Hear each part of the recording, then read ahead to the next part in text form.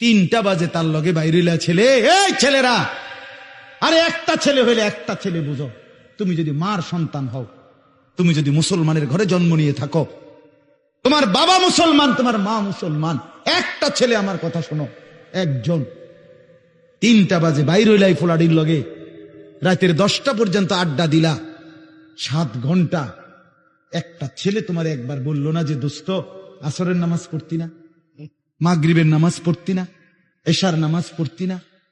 তুমি কোন দুঃখে এই ইবলিসের লগে চললা? এ তো শয়তান। কথা বলেন না কেন? এগুলো শয়তান না?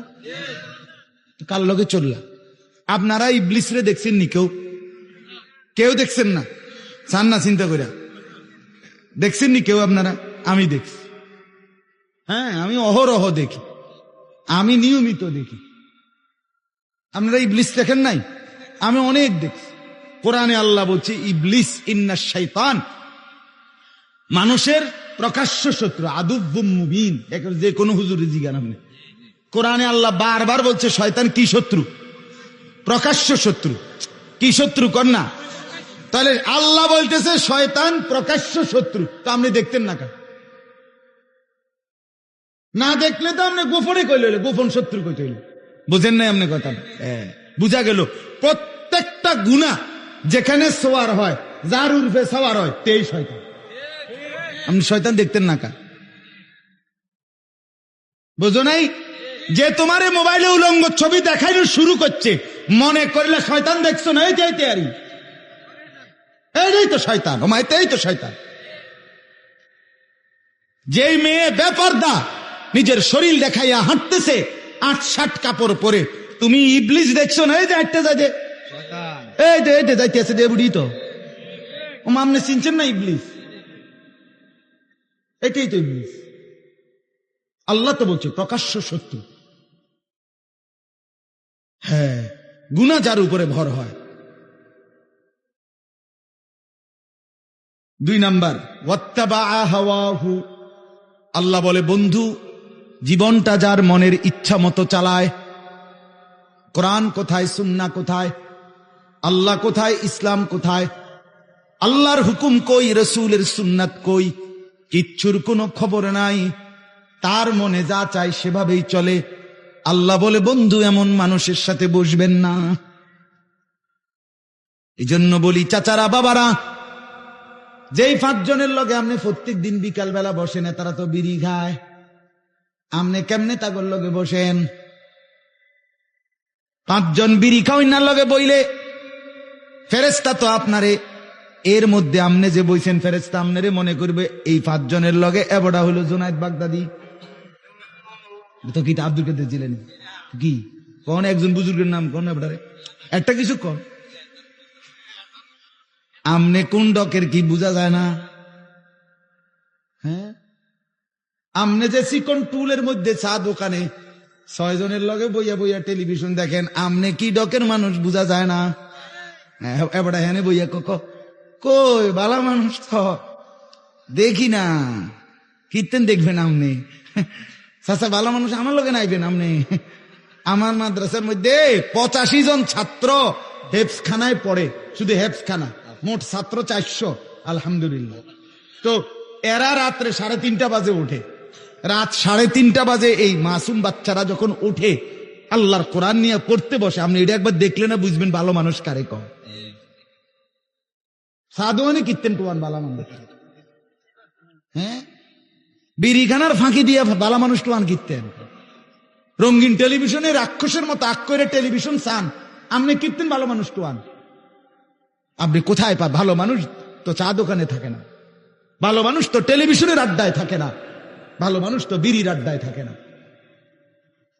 ভালো মানুষ যদি খোদার কসম না থাকতো, আল্লাহর জমিন চাঁদ উঠত না, সূর্য উঠত না। নেককারের জন্য আল্লাহ দুনিয়া সাজাইছে। সিটার বাটফার, বেঈমান, নাফরমান নেককারের উসিলা খাইয়া যায়। আরে বেটা, হাদিস এটা।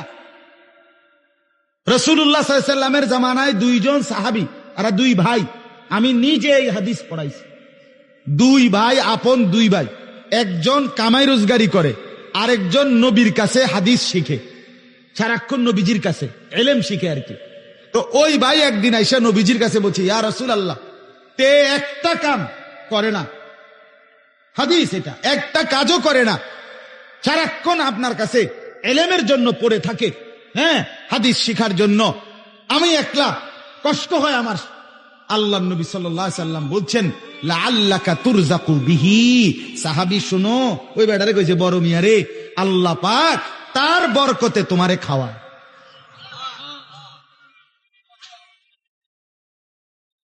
কার বরকতে?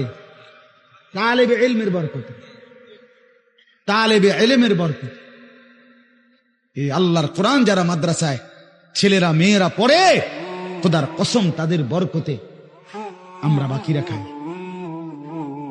আমার শায়েখ আল্লামা মুফতি মুশতাকুর নবী সাহেব বলে, এক রাত্রে শহরে বন্দরে যে জিনা ব্যভিচার মদ জুয়ার আড্ডা হয় বড় বড় শহরে, এক রাতেই গজব দিয়া উল্টে এলাউনের কথা। কিন্তু জায়গায় জায়গায় ফাঁকে ফাঁকে বিভিন্ন মাদ্রাসা হেফজখানা, রাতের 3টা বাজে ছেলেরা যখন উঠা যায় আল্লাহর কোরআন নিয়ে বসে, তো রব্বুল আলামিন বলে, চেয়েছিলাম আযাব দিয়ে ধ্বংস করে দিতে, কিন্তু তোরা উঠে গেলি, তোরা উঠে গেলি বান্দা, তোদের হাতে আমার কোরআন দেখে আমি কেমনে আযাব দিই। ঠিক আছে, যা, তুলে নিল।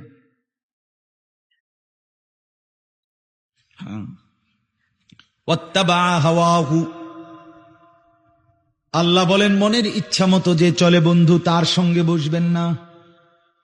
3 নাম্বার, ওয়াকানা আমরুহু ফুরুতা। রব্বুল আলামিন বলেন, বন্ধু, প্রতিটা গুনার কাজে যে সীমা লঙ্ঘন করে, এমন সীমা লঙ্ঘনকারী পাপীর সাথে আপনি বসবেন না। একটা তো হইল গুনাহ, কোনদিন ভিন নারী দেখে ফেলছেন, গুনাহ হয়েছে, তওবা করে নিছেন, আল্লাহ ভুল করে ফেলছি। আর একটা হলো আপনার জিন্দেগি টেলিভিশন দেখা, দেখি সীমা লঙ্ঘন না? একটা হলো গুনাহ হয়ে গেছে, মিছা কথা একবার কইয়া লাইছেন আপনি, মনের বেখেয়াল কইয়া লাইছেন, আল্লাহ মাফ করে দেন, ভুল হয়েছে, আর বলবো না। আর একটা হলো ওজনে কম দেওয়া, এটাই আপনার ব্যবসা, আপনার সিস্টেমে এটা, আপনি কাস্টমারের লগে কাঁচা মিছা কথা করেন। আচ্ছা না, এমন কথা বলেন। 30 বছর এই ডাকাইতে এক তালে ব্যবসা করতে আছে, প্রতিদিন ওজনে কম দেয়। 3 নম্বর মালেরে 6 নম্বর মালেরে কয় 1 নম্বর, কয় যে এই জাফান থেকে আমরা বাড়ির উঠে হালাইছিল। এয়ারপোর্টও আইছে না, ডাইরেক্ট ইন্ডিয়া যাইতে সময় বিমান, জাপানের যাইতে সময় ইন্ডিয়া হালাই দিয়ে গেছে, ডাইরেক্ট জাপানি, মানে আমরা সালে পড়ছি জাপান। এরকম মিথ্যু আছে কিনা বলেন না? এই কার্ডটা হারাম হয়ে যাবে, এই ব্যবসাটা হারাম, মরা বাপের কসম। মানে জিডা সামনে পাইব, কাঠ, সার কাপ, নুনের বাড়ি, আমনের জিডার সামনে বিডার কসম। আমি জানেন না, রাসূলুল্লাহ সাল্লাল্লাহু আলাইহি ওয়াসাল্লাম বলছে, হাদিসে আছে, পৃথিবীতে সবচেয়ে বেশি কসম খায় কে? ব্যবসায়ীরা। এটা হাদিস, নবী বলছে যে সবচেয়ে বেশি কসম করে কে? ব্যবসায়ী। আর সবচেয়ে বেশি অভিশাপ দেয় কে? বেডিরা। হ্যাঁ, এটা রাসূল বলছে, হাদিস, নবীজি বলছে সবচেয়ে বেশি অভিশাপ দেয় কে? একারে আপন ফুত, এ বুড়ির ফুত, এতে হয়তো ফ্যাঁকের মধ্যে শরীরটা বড়াই লাইছে, এ তারে গজব দিয়ে লাইছে জায়গাতে, তোর রূপে খোদার গজব পড়ুক, তুই এই মাত্র তোরে হাফ প্যান্ডা ফিন্দাই দিলাম, আয় হায় হায় মা, তুমি কারে গজব দিলা, আর মারতো না, কইয়া লাইছি।